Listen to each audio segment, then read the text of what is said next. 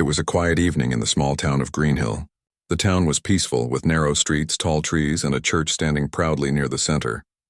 Everyone in Greenhill knew one another, and most families had lived there for many years. Children played freely in the parks, neighbors greeted each other warmly, and people felt safe. But one summer evening changed everything for the town. Two girls, Anna and Maria, were walking home together after their choir practice at the church. They were best friends since childhood and always stayed close. Anna was 12 years old, cheerful, and loved to sing. Maria was 11, quiet but very thoughtful, and she enjoyed writing in her small notebook. They were seen leaving the church at around 7 in the evening. They smiled, waved goodbye to the choir teacher, and then walked toward their homes. The path they usually took was short and safe. It went past a row of shops, then across a small park, and then led to the houses where their families lived. That night, however, something strange happened. The girls never made it home. When Anna's mother looked at the clock and saw it was almost 8, she began to worry. Usually, Anna came home quickly after choir practice. She had never stayed out late without telling anyone. Anna's mother stepped outside, expecting to see her daughter coming down the street, but the street was empty. She called Maria's house, hoping that the girls had gone there. Maria's father answered, and his voice shook when he said Maria had not returned either. The families became alarmed. They ran to the church, thinking the girls might still be inside. But the choir teacher had left already, and the building was locked. They searched the nearby park and the row of shops, calling out the names of the girls again and again, but there was no answer. Soon, more neighbors joined in the search. Flashlights cut through the darkness and voices echoed in the night. But Anna and Maria were nowhere to be found. The town that had always felt so safe suddenly seemed strange and full of shadows. By midnight, the police were called. Officers arrived quickly and began asking questions. They checked the area around the church, spoke with shopkeepers, and searched the park carefully. Dogs were brought in to pick up any scent, but the trail seemed to vanish not far from the church. The families sat together in disbelief. Anna's mother held Maria's father's hand, and tears streamed down their faces. The officers promised to do everything they could, but deep down the families felt something terrible had happened. In the following days, the entire town of Greenhill searched. Posters with the girls' pictures were put up on walls, lampposts, and shop windows. Strangers came together to help, handing out flyers and searching the woods around the town. The sound of the church bells each morning reminded everyone of the girls who had walked out of that very place and never returned. The police questioned many people. They spoke to drivers who had been on the road near the church that evening. They interviewed shopkeepers, neighbors, and anyone who might have seen something. Some people said they noticed a white van parked near the park, but no one could describe it clearly. Others thought they heard voices or footsteps near the church, but nothing was certain. Days turned into weeks, and hope began to fade. The families never stopped searching, but the trail grew cold. The police followed every lead, but each one ended with disappointment. The case became known across the town as the missing girls of Greenhill. Despite the sadness, the families refused to give up. Anna's mother visited the church every morning to light a candle and pray. Maria's father kept Maria's notebook by his side, reading the little poems she had written. They believed that one day somehow the truth would come out. The town tried to go on with daily life, but nothing was the same. Children were no longer allowed to walk alone at night. Parents looked over their shoulders with worry. The peaceful streets now carried a silence that felt heavy. On the first anniversary of the disappearance, the church held a service for Anna and Maria. The pews were filled with townspeople holding candles, their faces solemn and full of sorrow. The choir sang softly, but every note reminded them of the two voices that were missing. Years passed, but the memory of that night did not fade. For Anna's mother and Maria's father, each day felt incomplete. They lived with questions that had no answers. Where had the girls gone? Who had taken them? Were they still alive? The police kept the case open, but without new clues, progress was slow. Files filled with reports, interviews, and maps lay in the station. Some officers who had worked on the case moved on to other towns, while others stayed but carried the weight of unsolved mystery. Still, there were whispers around town. Some believed the church itself held secrets. The building was old, with stone walls, hidden rooms, and a basement that few people visited. Others thought someone from outside the town was responsible. And a few believed the truth was close, but no one dared to speak openly. One cold evening, 4 years after the girls had vanished, a new police team was assigned to re-examine the case. Among them was an officer who believed in the power of dogs to find what humans could not. He brought a trained dog, a large German shepherd named Max, known for his sharp nose and determination. The officer studied the old reports, walked the same paths, and spent hours around the church. Something in the records troubled him. He noticed that the search near the church had been brief in the early days, as the focus had quickly moved to the roads and the park. The officer decided to return to the churchyard with Max, hoping that the dog might notice what humans had missed. The quiet church stood in the fading light, its tall steeple reaching into the sky. Max sniffed the ground, his ears alert, his steps steady. The officer watched closely as the dog paused near the side wall of the church, nose pressed to the earth. Max growled softly, then moved toward the back where old stone steps led down to a locked door. The officer felt a chill run through him. The church had been searched before, but had anyone really checked beneath it? And so, after 4 long years, the case of Anna and Maria was about to take a new turn. The discovery of the locked door at the side of the church filled the officer with unease. He had read the reports many times, but nowhere did it say that this particular basement door had been studied in detail. The old church was full of small corners, storage rooms, and dusty hallways, but this door seemed different. It was heavy, made of wood that had darkened with age and bound with iron straps. A rusty lock clung tightly to the handle as though it had not been opened for decades. Max, the police dog, pawed at the ground, nose pressed against the cracks near the door. His tail stiffened and his body stood alert. The officer placed a hand on the dog's back and whispered calmly, but inside his own chest his heart beat fast. He knew a locked door alone proved nothing, yet his instincts told him this was not ordinary. The officer reported his finding to the station, and soon a team of investigators returned with him.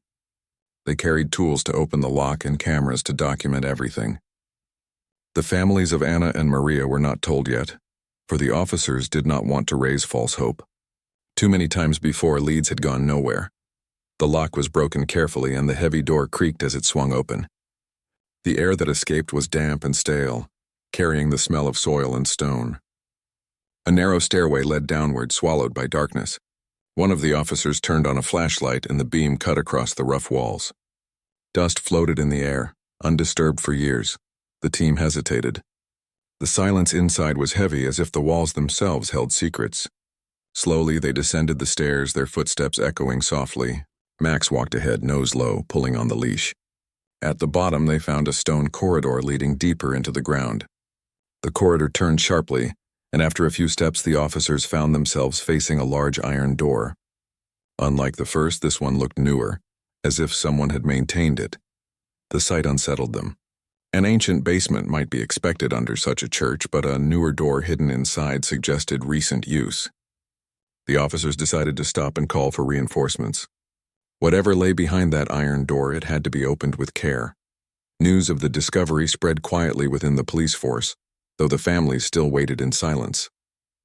Anna's mother, sitting at her small kitchen table, held the phone in her hand each evening, praying for a call. Maria's father, though tired from years of disappointment, refused to leave town and stayed near the church whenever he could. Both parents carried the same wound in their hearts, but they also carried strength. They were not ready to let go of their daughters. That night, the senior inspector in charge of the case reviewed the situation. He had served in many investigations, but something about this one weighed heavily on him. The town had carried sorrow for years, and the church, once a place of comfort, now stood like a silent witness. The inspector ordered the team to prepare for a full search of the basement the following morning. The next day, officers gathered again at the churchyard. The town watched quietly, though few knew the details. Rumors whispered through the streets, for people noticed the police cars parked near the church and the movements of officers carrying equipment. Some guessed that new evidence had been found. Others prayed in silence, fearing what might be uncovered.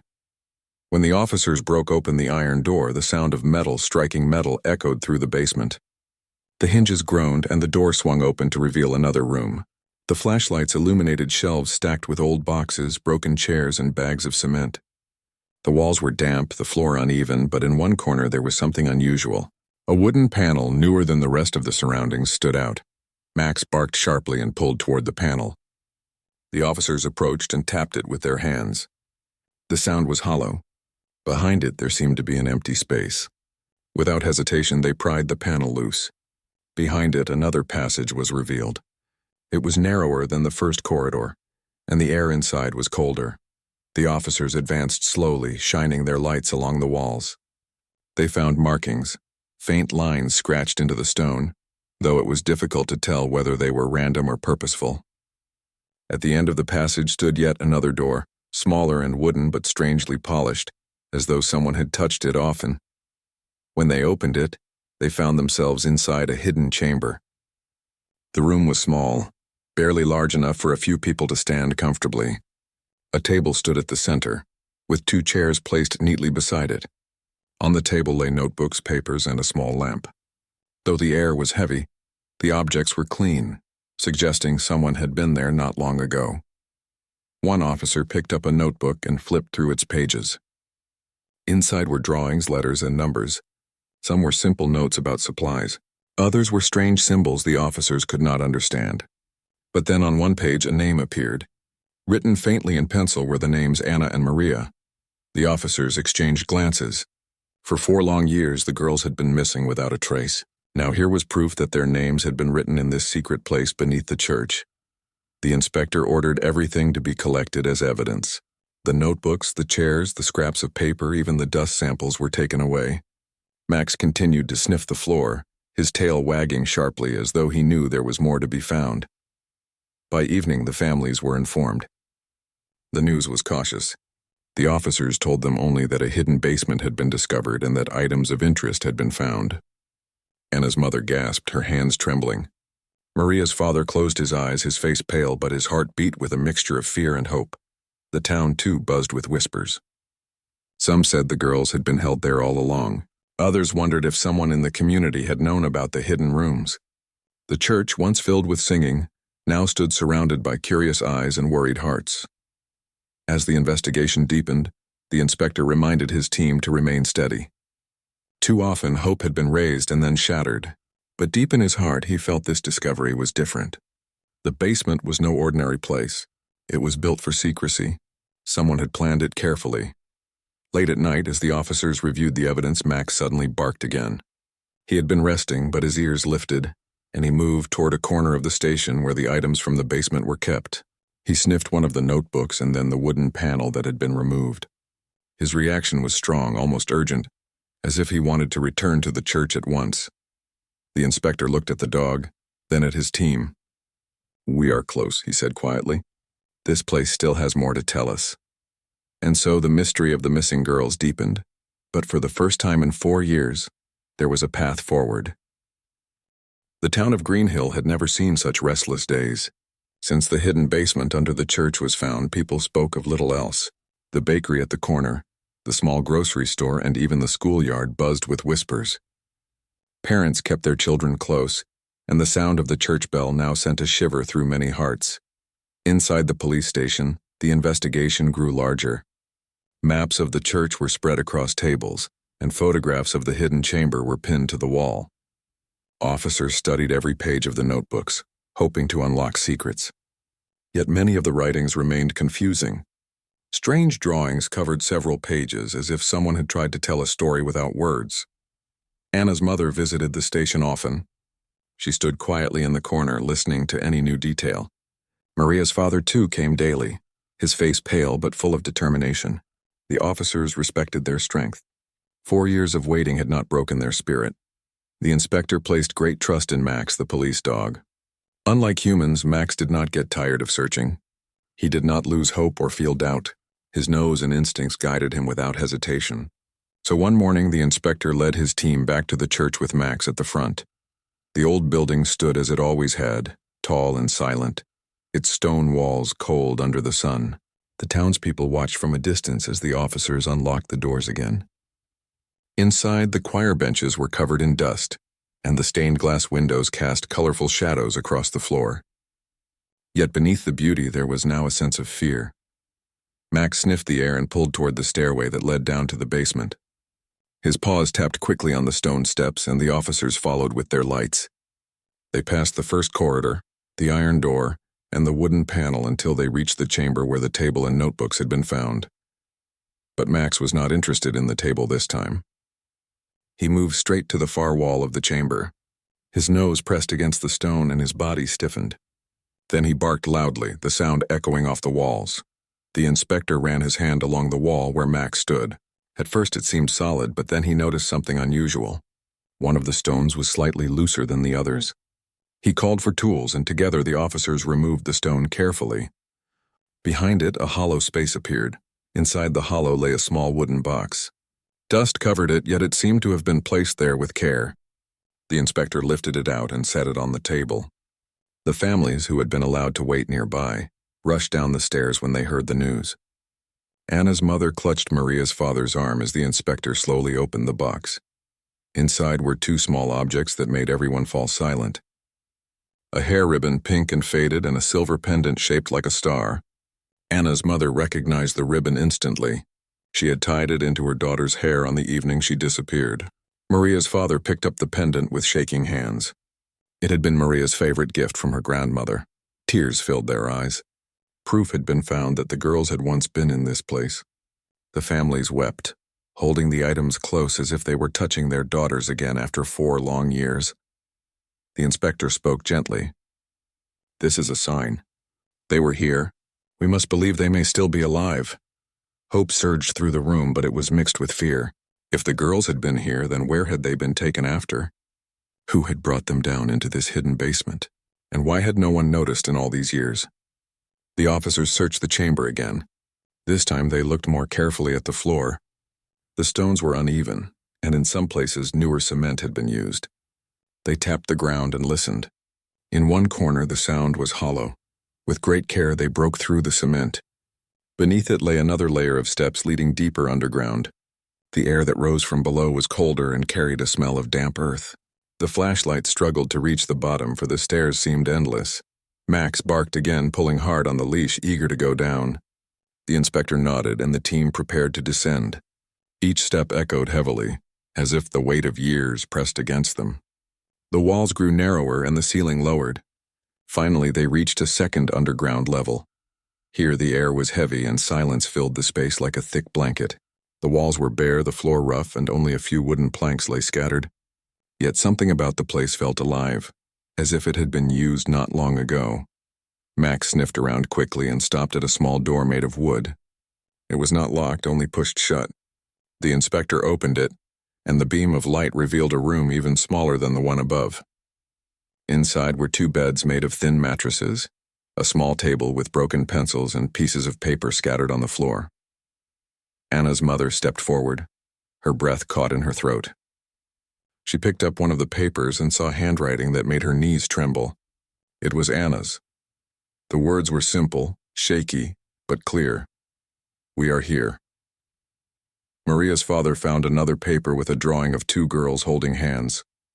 The lines were rough, drawn in haste, but the meaning was undeniable.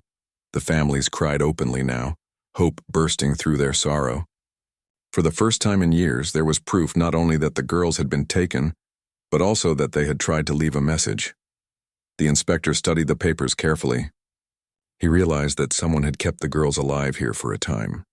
The beds, the pencils, the writings all pointed to their presence. But then where were they now? The room was empty, and no sign of them remained.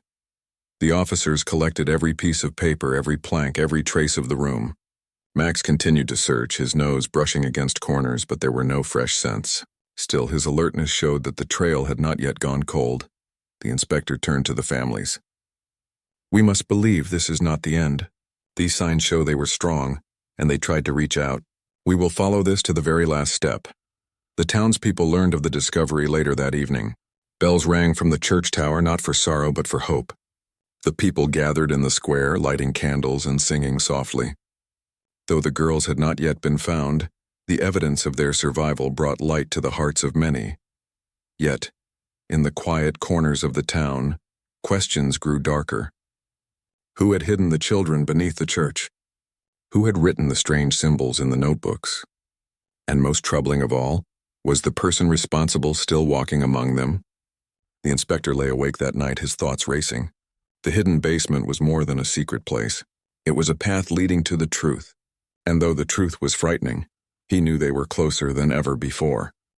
The discovery of the hidden rooms under the church filled the whole town with both hope and fear. Hope, because the writings of Anna and Maria proved they had once been alive inside those walls. Fear, because it meant someone had used the holy building for a dark purpose. The inspector and his team worked day and night. The notebooks were studied by handwriting experts. The drawings of strange symbols were sent to specialists in old scripts. The beds and pencils were checked for fingerprints. Every corner of the underground chambers was photographed, measured, and tested. Max, the police dog, continued to guide the team. His nose had already revealed more than anyone else. The inspector trusted him more than any tool. On the third day after finding the lower room, Max led the officers to another wall. It looked solid, but Max refused to leave it. He scratched the ground, growling softly. When the officers tapped the wall, the sound was different. Something hollow lay behind. With careful hands, they removed the stones. A narrow opening appeared, hidden with great skill. Inside was another passage leading deeper into the earth. The inspector felt a chill. "How many secrets does this place hold?" he whispered. They stepped inside. The passage was long, and the walls were lined with wooden beams to hold the weight of the earth. The air was thick and hard to breathe. The lights of the flashlights barely reached the end. Max pulled forward without fear, his tail stiff, his body focused. At the end of the passage, they found a staircase spiraling upward. It was unexpected, for they had already been under the ground. Where could these stairs lead? With care, the team climbed. When they reached the top, they stood before a trapdoor. The inspector pushed it open slowly. To their shock, it led directly into a small storage shed behind the churchyard. The shed looked ordinary from outside, filled with tools and buckets. But now they knew it was more. It was a hidden entrance and exit, built to move unseen. The families were told of this discovery. Maria's father clenched his fists. "Someone carried them through here," he said. "All this time right beside us, and we never knew." Hannah's mother closed her eyes, tears rolling down her face. "They were so close to home," she whispered. The inspector understood their pain, but he also knew they were closer than ever. Whoever had taken Anna and Maria had used these tunnels. And if the tunnels still existed, perhaps they could lead to the next piece of the truth. The officers searched the shed carefully. Among the dust, they found a footprint pressed into the soil. It was old but clear. The size was small, too small for an adult. The inspector bent down, staring at it. "One of the girls," he said softly. The families gasped, hope burning brighter in their eyes. Proof again. Proof that Anna and Maria had walked through this very place. That evening, the inspector gathered the townspeople in the square. He stood on the steps of the church, the building lit by lanterns. The people listened in silence as he explained what had been found. He spoke of the notebooks, the ribbons, the drawings, and the tunnels. He told them the girls had once been alive beneath the church, and that the police now believed they were moved from place to place. Gasps spread through the crowd. Some wept, others bowed their heads in prayer. The town that had lived in sorrow for years now felt a storm of emotions. There was anger, fear, hope, and determination all at once. But then a question was raised. An old man from the crowd stepped forward. "How could such a thing be built under our church without anyone knowing?" he asked. The inspector had wondered the same. The tunnels were not new. Some were ancient, others added later. But someone had known about them. Someone who had access to the church. The thought was troubling. The church had always been a place of trust, but now suspicion spread like fire. The next morning, officers began checking old records of the church. They looked at blueprints, letters, and the names of people who had worked there. They learned that decades ago the church had been repaired many times. During one of those repairs, basements and storage rooms were added. Over time, some of these rooms had been forgotten. But the newer iron door, the polished wooden door, and the hidden panels showed that someone had rediscovered these places. Someone had turned them into a secret hideout. The inspector called his team together. "We are no longer just searching for the girls," he said firmly.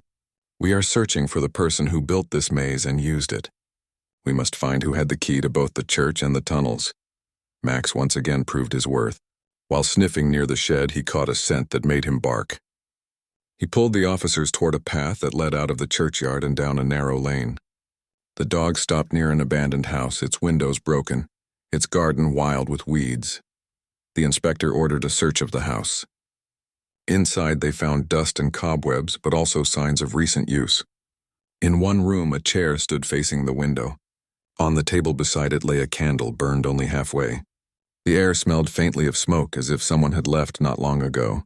The walls of the house carried scratches. They were similar to the strange marks found in the basement notebooks. The inspector studied them closely, his heart tightening. It was clear now. Whoever had taken Anna and Maria had not vanished. That person was still moving between the tunnels and the houses, hiding in plain sight.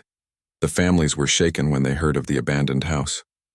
Anna's mother clutched her daughter's ribbon, refusing to let it go. Maria's father held the pendant so tightly it hurt his hand. But they both knew one thing: the truth was coming closer. That night, the inspector stood alone in the churchyard, staring at the tall steeple against the moonlit sky. The building that had once been a place of peace was now a puzzle full of secrets. He thought of the girls, of their writings, of the drawings of two children holding hands. He whispered to himself, "You left us clues. We will follow them." And as the wind moved through the trees, it felt as if the walls of the church themselves were listening. The mystery was almost ready to speak. The abandoned house had given the police their strongest clue yet. The scratches on the walls matched the strange symbols in the notebooks. The candle and chair proved someone had been there recently. The inspector ordered officers to watch the house day and night. If the person responsible returned, they would not escape again. The families of Anna and Maria stayed close to the church. They prayed each morning, waiting for news. 4 years of sorrow had weighed on their shoulders. Yet now there was a spark of hope they refused to lose. Anna's mother often walked to the shed where the secret tunnel ended. She would place her hand on the wooden door and whisper, "We are still waiting for you." Maria's father carried his daughter's pendant everywhere, as if it gave him strength. Max, the police dog, remained restless. He paced often near the church and growled whenever the team passed certain corners of the tunnels. The inspector trusted the dog's instincts. He believed that Max could sense what they could not see. Days passed with no sign of movement at the abandoned house. Then one night everything changed. An officer watching the place saw a shadow move inside.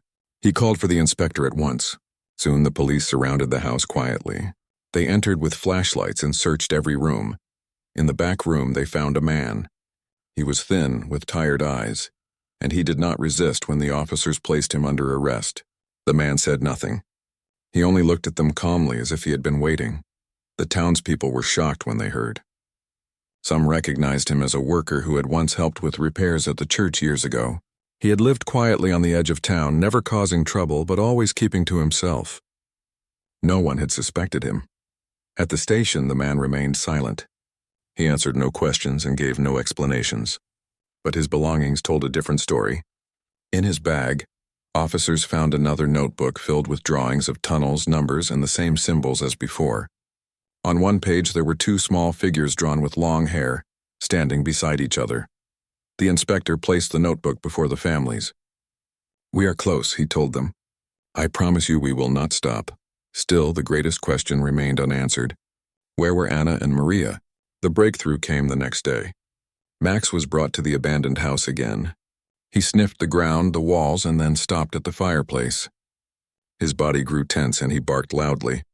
The officers checked and discovered a small metal door hidden behind loose bricks. Inside was another narrow tunnel leading away from the house. The tunnel stretched under the ground, winding like a secret path.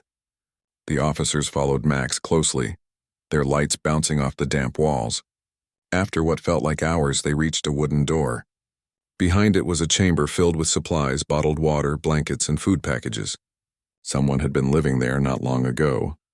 And then, in the corner of the chamber, they found two sets of shoes, small shoes, one pair pink, the other blue. The inspector knelt and touched them gently. His eyes filled with determination. "They were here," he said. The shoes were brought to the families. Anna's mother recognized the pink pair at once. Maria's father nodded with trembling hands as he held the blue ones.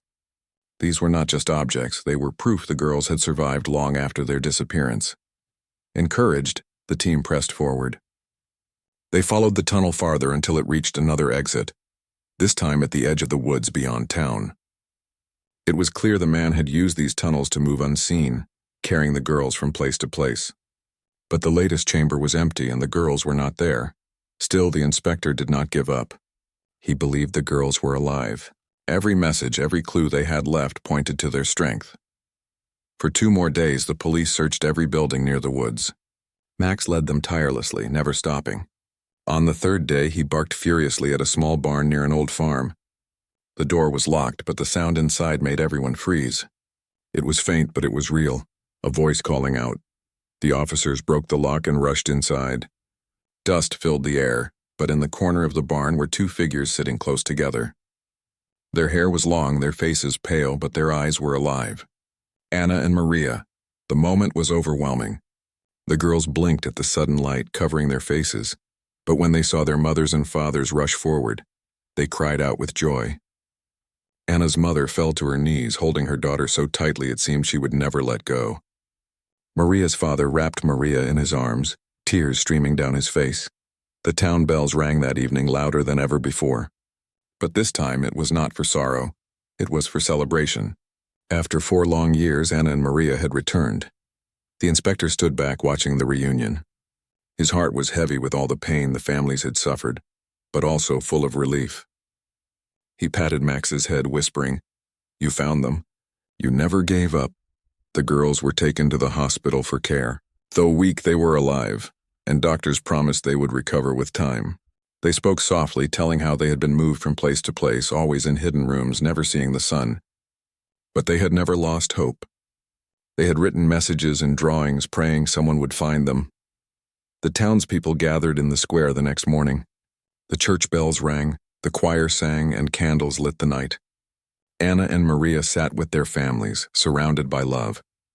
The sorrow of 4 years began to heal, replaced with joy and relief. The inspector addressed the people. "This town has carried heavy shadows," he said, "but today we see light again. The courage of these 2 girls, the strength of their families, and the loyalty of this dog brought us here. Greenhill will never forget." The people cheered, their voices rising together. For the first time in years, the square was filled not with silence, but with hope. Anna and Maria, holding hands, smiled through their tears. They had been lost, but now they were home. And though the mysteries of the tunnels and symbols would still be studied, one truth was clear: no darkness could hide forever. With faith, courage, and love, even the deepest secrets could be uncovered. The story of the missing girls of Greenhill would be told for generations. A story not only of loss, but of strength, of families who never gave up, and of a loyal dog who led the way to the truth.